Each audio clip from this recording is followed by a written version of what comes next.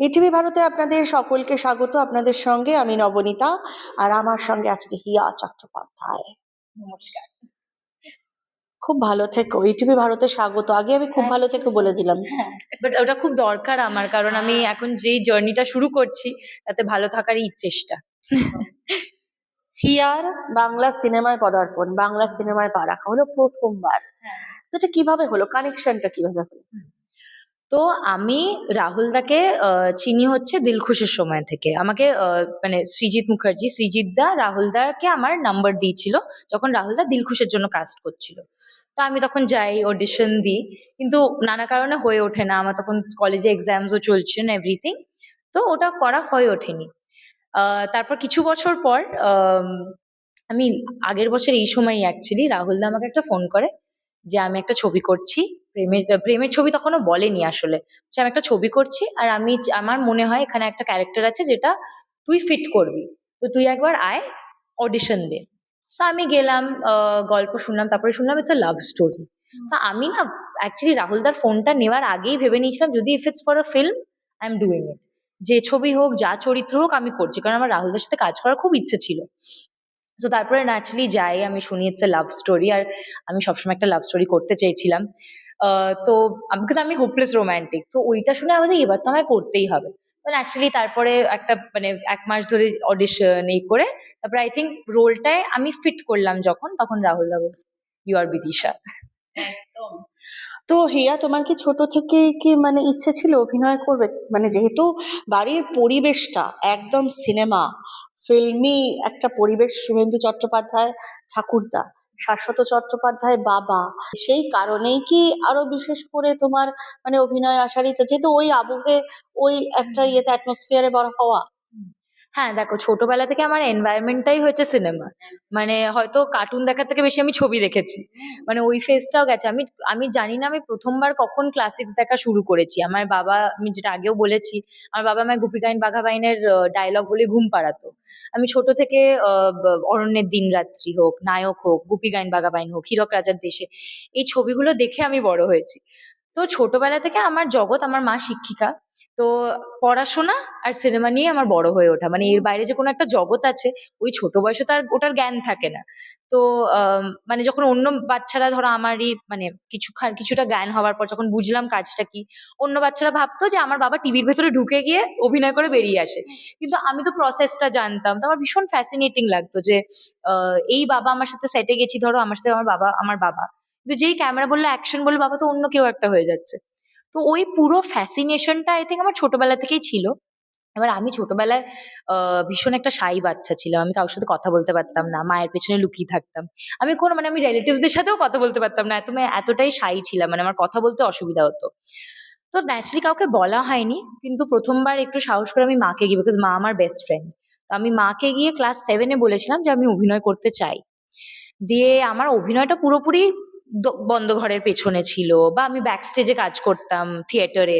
তো তখনই সেটাই আমার অভিনয়ের মানে জার্নিটা ছিল। বাট আমি ভাবলাম কদিন, মানে এবার তো আমি চাই যে আমি আরেকটু এগোতে পারি এই জিনিসটাকে নিয়ে। তো তারপরে আস্তে আস্তে থিয়েটার করা, থিয়েটার করে 1 লাইন 2 লাইন করে কনফিডেন্স। না, এটা আমার স্কুল থিয়েটার, আমি আমি লমার্টিনে ফর গার্লস এ পড়েছি। আমাদের ভীষণ ভালো একটা থিয়েটার ক্লাব ছিল, যেটা আমরা বড় মিউজিক্যালসও অর্গানাইজ করেছি, আমাদের শোজ হতো, মানে রীতিমতো শোজ হতো, যেটা লোকেরা টিকিট কেটে দেখতে আসতে পারতো। সো ওই শো গুলো আমরা করতাম যখন, তো আমাদের ভীষণই একটা থিয়েটার কালচারটা was very much there in my school.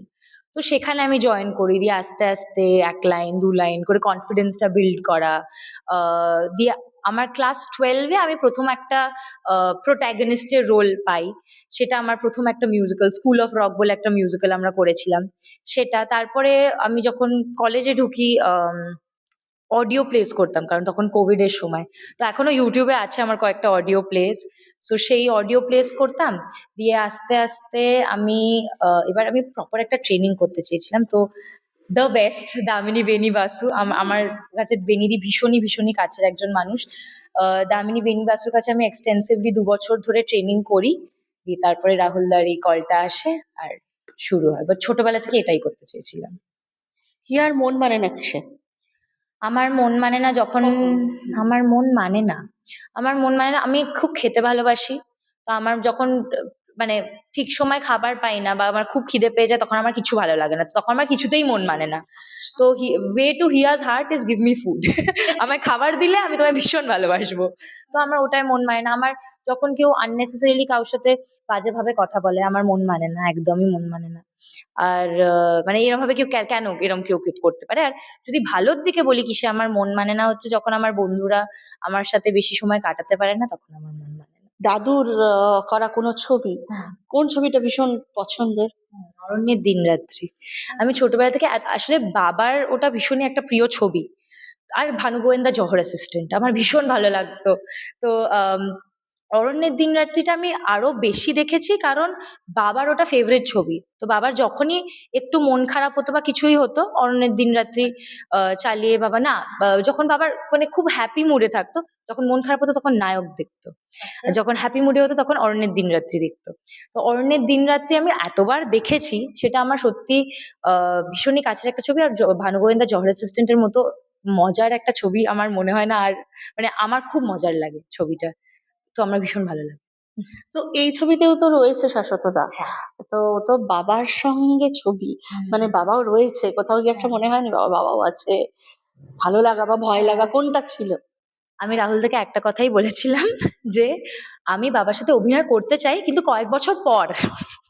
সেইটা রাহুল দা আমার লাইফের প্রথম শট আমি আমার বাবার সাথে দিয়েছি। ভাবো, আমি বলেছি আমি কয়েকদিন কারণ আমার বাবাকে ন্যাচারালি বাবার অভিনয় দেখেই তো আমি বড় হয়েছি, তো আমি ভীষণই অ্যাডমায়ার করি, তো একটা ভয় ছিল। কিন্তু আমার মনে হয় যখন ফাইনালি আমার প্রথম দিন প্রথম শটে বাবার উল্টো দিকে আমি বসলাম শটটা দেওয়ার জন্য, তখন বাবা ওখানে বাবা মেয়ে হয়ে আসেনি, বাবা এসছে অ্যাজ এ কো অ্যাক্টর। আর সেটা পুরো ইউনিট আমাকে এত কমফোর্টেবল ফিল করেছিল যে আমার মনে অতটা বেশি বেশি ভয় ছিল দেন যেটা আসলে হচ্ছিল, ওটা আরেকটু সহজ ছিল। সেটা খুব ভালো লেগেছিল যে আমি প্রথম ছবিতে বাবার সাথে প্রথম শট দিয়েছি। আর এখানে কিন্তু ত্রিকোণ প্রেম রয়েছে এই ছবিতে। তো কতক্ষণ প্রেম আছে সেটা 13 ফেব্রুয়ারি বোঝা যাবে, যে ত্রিকোণই শুধু না তারও বেশি, 6টা 7টা 10টা কি করে কিছুই জানা যাবে না।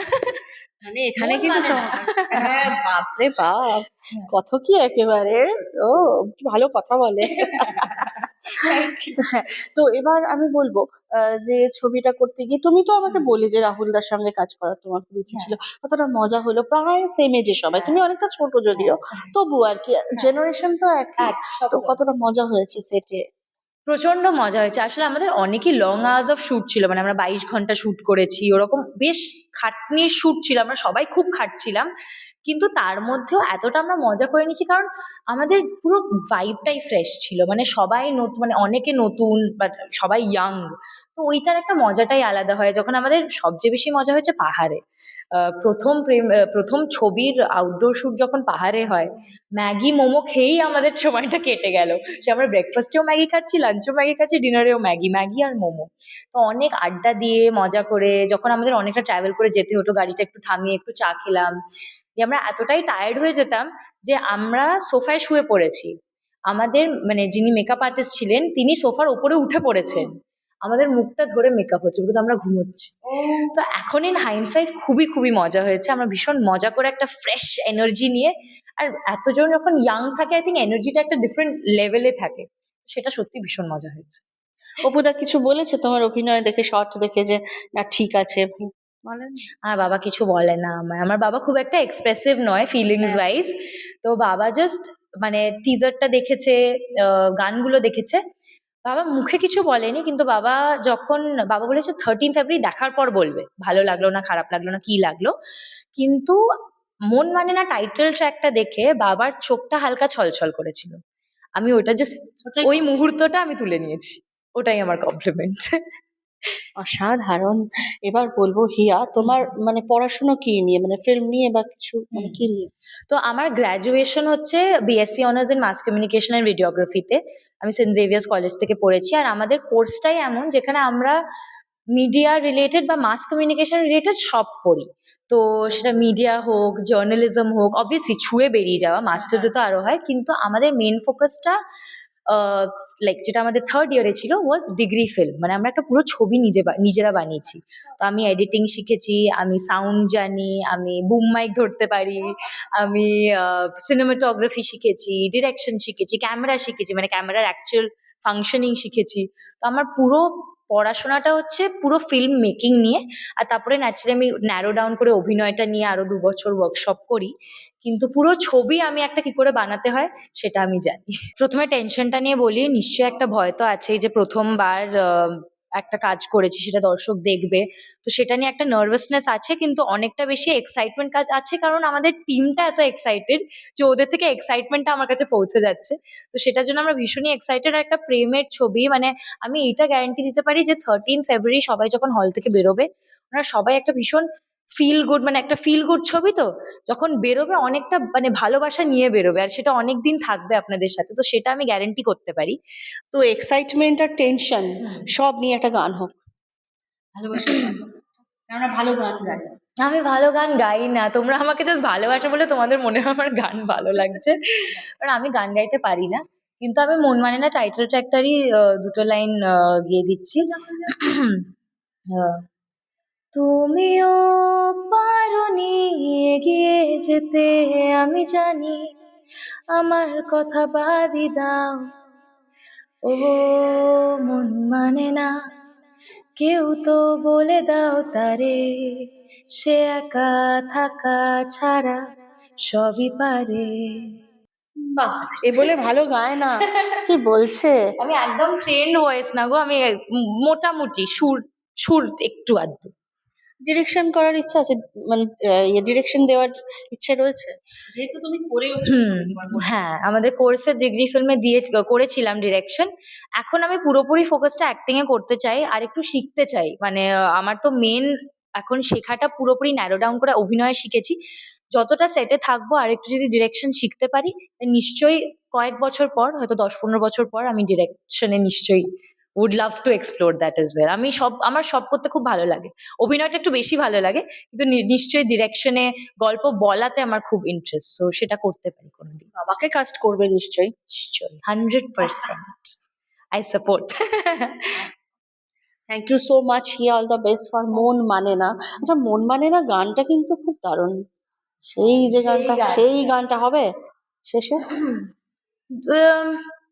আগুন আগুন ভালোবাসা নেবালে যে নেবে না, হো মন মানে না, মানে না, মন মানে না, মানে না, মন মানে না, মানে না, মন মানে না। মানে এটা একটা ক্লাসিক, আমরা এত ভাইব করেছি এই গানটাতে, ইট ইজ অ্যামেজিং, আমরা এখনো ভাইব করছি এই গানটাতে। মানে ওই ছবিটারও কিন্তু প্রমোশন হয়ে যাচ্ছে মনে হয়। এই নিয়ে আখেরে তো বাংলা ছবি প্রমোশন, তাই না, বলো। Thank you so much Hiya, ভীষণ ভীষণ ভীষণ ভালো থেকো। আর মন মানে না আমি তো দেখতে যাবোই, আপনি যাবেন তো?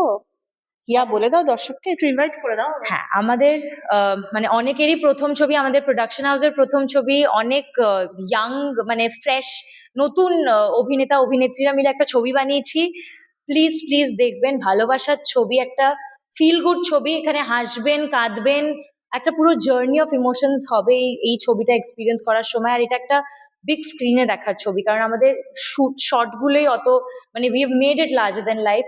তো প্লিজ আসবেন 13ই ফেব্রুয়ারি আমাদের ছবি মন মানে না দেখতে, আপনাদের নিয়ারেস্ট থিয়েটারে। থ্যাংক ইউ সো মাচ, আপনাদের ভালোবাসার সাপোর্টের আমাদের খুব দরকার। Thank you so much Hiya, ভীষণ ভালো থেকো। Thank you so much. Nabanita Duttagupta report, ETV Bharat, Kolkata.